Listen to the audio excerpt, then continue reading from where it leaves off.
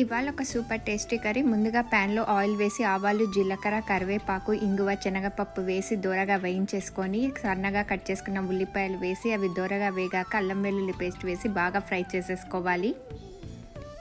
ఇది ఫ్రై అయిన తర్వాత ఇందులో జుకీనీ ముక్కలు, సొరకాయ ముక్కలు, అలాగే మునక్కాడ ముక్కలు అన్నీ వేసి బాగా ఫ్రై చేసేసుకోవాలి.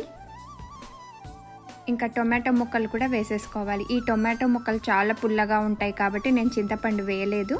మీ దగ్గర టొమాటోలు కనుక పులుపు లేకుంటే చింతపండు కూడా వేసుకోవచ్చు. తర్వాత నెక్స్ట్ ఇందులో పసుపు, సాంబార్ పొడి, కారం, అలాగే బెల్లం వేసేసుకొని మెత్తగా అయ్యే వరకు ఉడికించుకోవాలి.